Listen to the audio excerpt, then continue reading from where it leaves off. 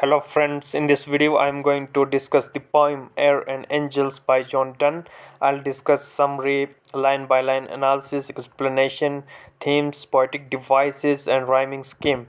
So let's begin by title of this poem. This is the poem text and we'll begin by title significance. What's meaning of this title? So title indicates the difference between air and angels, which is parallel to difference between men and women's love. So he compare men and women's love throughout this poem, and we'll see later on. Let's begin by summary. This is a demanding poem which discusses various theories about love, and Donne draws on idea that there is an inequality between men's love and women's love. This discussion has been going on for centuries, but until the last 2 centuries, women's voices were virtually never heard, and that meant that male opinions predominant and male love was often presented as a superior. And he compared love and his beloved to angels, and it's a formless, shapeless, invisible, yet its presence is tangible enough to make feel its existence, and viewing love as a spiritual feeling and inexpressible form. So he also discusses love as a spiritual kind of love, and this poem then expound on necessary physicality, physical existence of love as well. We'll see in analysis, line by line analysis, stanza 1, line 1 to 4. Twice or thrice had I loved thee before I knew thy face or name. So in voice, so in shapeless flame, angels affect us oft and worship be. So here the speaker began the poem by stating that he loved the listener, the whom he addresses his lover before he ever knew who she was, because she resides in his thoughts, that there must be a someone, an ideal person, and now he find his love, that ideal person. So not once did he love her, but twice or thrice, which means 2 times or 3 times, and this multiplication of his love give it additional credibility. And his love from a distance was not passing feeling, it was true and returned to him 2 or 3 times. So he tried to say that even before meeting his lover, he loved her. And obviously, yes, it happens that we all have an ideal figure, ideal personality in our thoughts, that a person, a lover should like that. And the person that fits in that model, that idealized model, should become our lover. So John Donne tried to convey that. What is remarkably about love is that it existed before even he knew his lover face or name, and this makes it seem as if the connection between the two is otherworldly in other way. It exists on plane different from that of other lover and loves.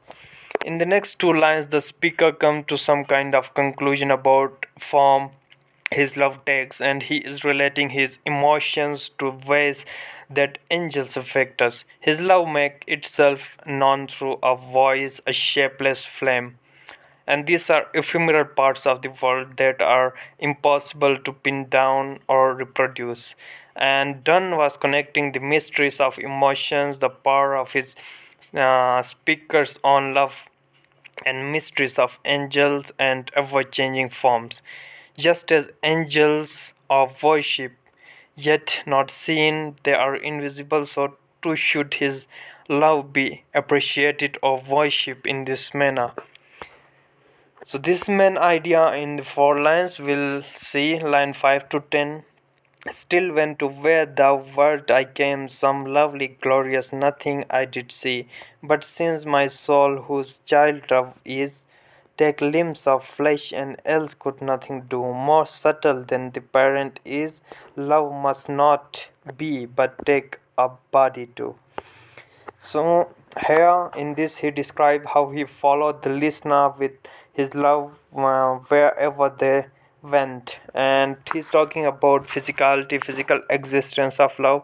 And he presents a contrast from previous section, physical representation of love in the presence of speaker. And he returns in line 6 to referring to love as a glorious nothing, and he might be present and observable, but love between the two is impossible to see. It's an abstract thing, abstract idea. And here in the next four lines, Donne speak about new idea about love, and it's harder to interpret, and he's still interested in relationship between love, the spiritual and physical. And his speaker states that love is the child of soul. So this means that this invisible emotions came from his invisible essence, the soul. And in order to make itself known, mean love must take the limbs of flesh, the physical form, and it is necessary for love to be obvious as the parent in order to make itself known, to be affected, to be love. Okay, and line 11 to 14.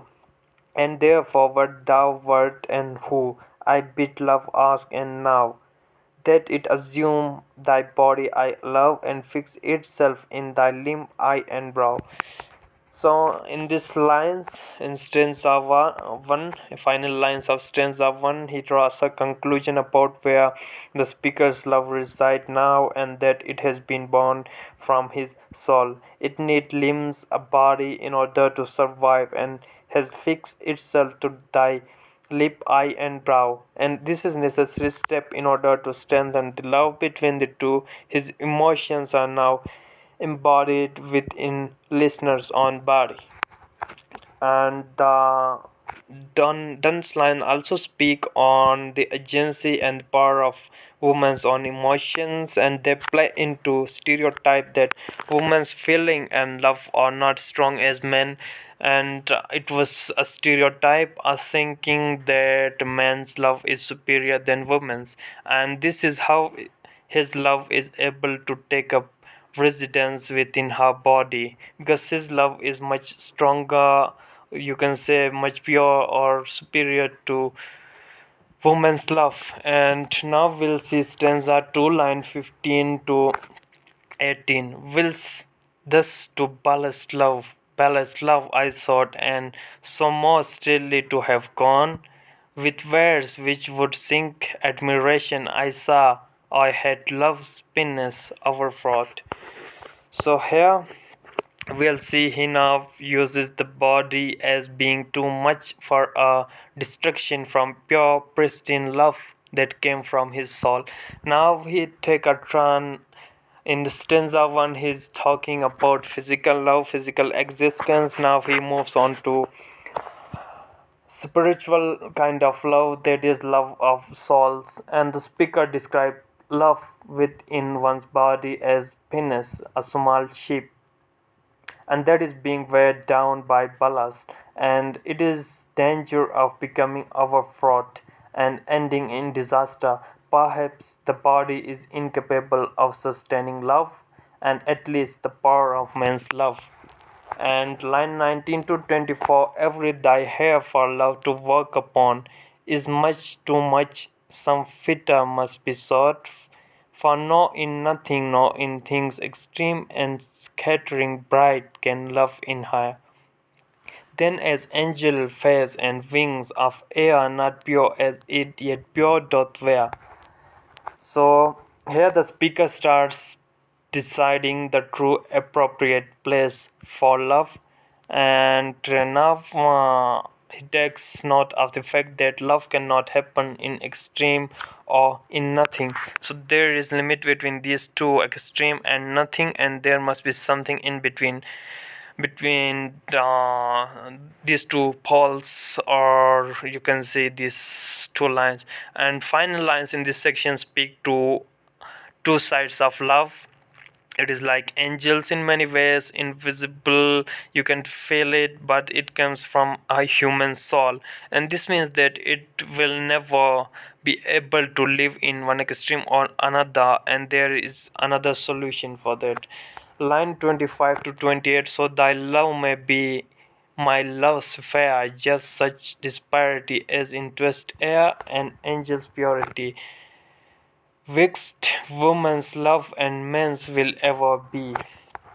So here he states that love plays is as a sphere, and the listener's love need to be encircle his own. So you can see in Donne's poetry he compare love with spheres, and in one of his poems we'll see that he compare himself and his lover to a compass that draw a circle, and it will end the same point where it began to make a complete circle. So spheres he used as a symbol to describe love, and with together women's and men's there can be a balance. Okay, and the last lines add to relationship that will exist between his love and listener, and they must be able to come together and grow stronger, and that doesn't mean that they are completely the same. There is still a disparity, a difference between them, just as there always be a difference between air and angels. So he's describing that his love and his lover's love, woman love, is different. And we'll now analyze themes. The first obvious theme is theme of love, and basically he talks about two kind of love: the physical form and spiritual form. So we'll see. And in first stanza he needs to take a bodily form. The physical form of body in love is important, and justify this by comparing it to soul. The soul needs a body to initiate any kind of action, so does love. And in stanza 2 he is talking about spiritual love. Love is spiritual, a religious kind of experience, you can say, a sacred bond, and it is envisioned as a air and spiritual side of love. We compare to angels, and he realized that both sensuality and spirituality are essential for love to succeed.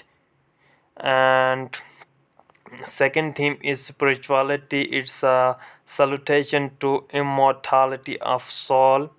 And spiritual love, the soul is then an omniscient being, therefore taking a physical form. The soul also exists, thus it is immortal. He also compares his beloved face to angels, is another gesture towards spiritual realm. And now we'll analyze poetic devices. The first is metaphor. Metaphor is used to draw a direct comparison. So he used metaphor for angels. Angels are used as a metaphor for purity. The angels depicted are angels of the air, and it is well known notion that angels represent various elements, but angels representing air are purest and rank highest. The air spirits. Okay. And love is not only portrayal as itself, it acts as a metaphor for speaker's beloved. Love, which is an emotion seen, become his beloved to whom he address. And penis is a boat, is a light boat, a small boat that is usually conjoined with a ship for emergencies. Penis is metaphorical of love in this poem, and in second half of poem the penis is overfraught by ballast that has proven to be strong for the light boat. And imagery is used there. Imagery in literature is use of words in such a manner to draw pictures in mind of reader. So he uses nautical imagery of a light boat traversing the waters, faltering at times, and he portrays love as a tender, gullible skiff that runs the risk of becoming burdened by weight of superficial conventions of society. The rhyming scheme and meter of this poem, will see it consists of two stanzas, each constitute of 14 lines, and both the stanzas follow the A B B A B A C D C D D E E rhyming scheme. And this is all about this poem. Hope you understand. Notes are in the description. Thank you for watching.